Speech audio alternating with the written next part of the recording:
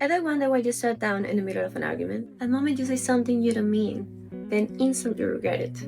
You're not broken. Your body just been in survival mode for a long time.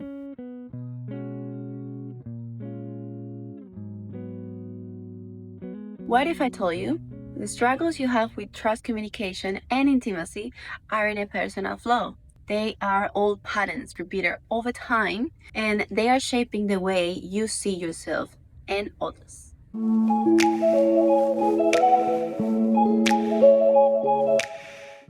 Let me show you. Number 1, capital T trauma. We are talking about big stuff here. Obvious, life-threatening events that overwhelm a person's ability to cope in the moment. I'm talking about natural disasters, serious accidents, physical or sexual assault, combat or war, witnessing death or extreme violence. As, for example, a child being abused, or violence in the family, or a rancorous divorce, or the loss of a parent. Capital T trauma is very heavy. It's the kind of event that can change your life forever. It can have physical effects, psychological effects, yet trauma exists in a wide spectrum. Gabor Maté offers us a different lens on trauma, showing that there is another type we often overlook, and is small t trauma. This might include bullying by peers, frequent criticism, absent or emotionally unavailable parents, subtle aggression or passive-aggressive behavior from caregivers, unpredictable moods at home, lack of sufficient emotional connection with the nurturing adults, constant comparison to others, emotional invalidation, too sensitive, get over it, ignore or downplay achievements, early adult responsibilities, chronic parental conflict, social exclusion, or rejection. Folks, we all have trauma. Trauma has 3 moves, and you don't see them coming. So I'm gonna give you 3 hints that might help you to recognize what are those unhealed parts of you. Number 1, automatic reaction. You and your partner trying to organize a trip. You take the afternoon off and fall straight into the Google vortex. Then, boom, you find it. Secret island, turquoise water, mermaids probably live there. It's basically heaven with Wi-Fi. You're going to tell your beloved one what you just found?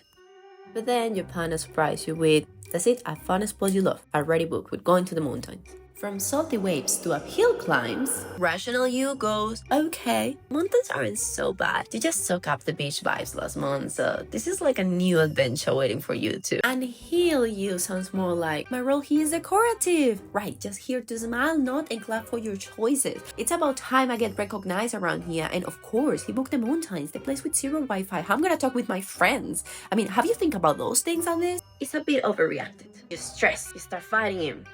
Fighting her. You just get a bit neurotic. Your nervous system was trained somehow when you were little to react like that. Parents, you're trying to do something good, and for them that is never enough. There is always a critic. You learned the best way to react was responding to make yourself be heard. And apparently you're still responding like that even nowadays you're an adult. Number 2, emotional disconnections, communication problems. I'm not gonna talk to you. This survival strategy became simple. Left before conflict can find me.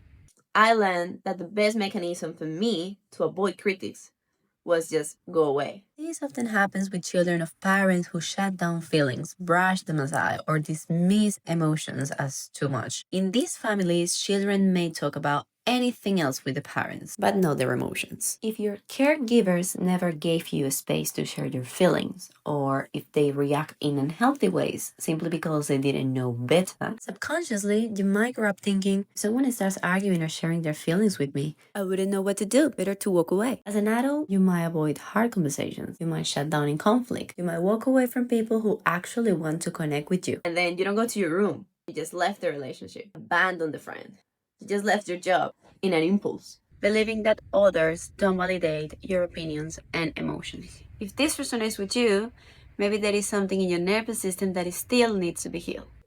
Number 3, perception impact. Our perception is shaped by the traumas we have lived. Trauma reshapes how reality is interpreted. Neutral situations can feel dangerous. Small conflicts can seem catastrophic. They might construct a critic. If your father constantly criticized you, you might grow up responding defensively to any form of criticism. If you were abandoned, you might interpret other people's affection through the lens of abandonment. They are going to leave me. If you were constantly compared, you might struggle with self-esteem and find yourself living in constant comparison with everyone around you. If you were betrayed, even through small lies parents often told, which as children we eventually recognize, you might grow up seeing betrayal everywhere. If your parents were unfaithful, you might begin to project that experience into the world.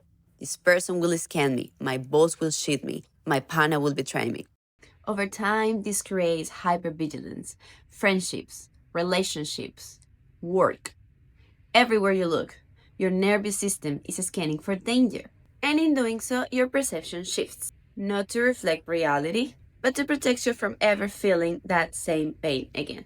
Sensory input, tone of voice, facial expressions, all these things can be a trigger for you. Sometimes people are reacting from their own trauma, from their own experiences, from their own belief system. In all situations, there are triggers that highlight the parts of us still longing for healing. It's not the situations themselves, but our reactions to them. The situation doesn't hurt you, the reaction does. What hurts is not the moment, but the part of you still wanting for care. It's our responsibility. Stop reacting. Stop thinking people hate us. People doesn't want to be with us. The world doesn't love us. We are continually paying attention to external distractions instead of taking care of our internal situation.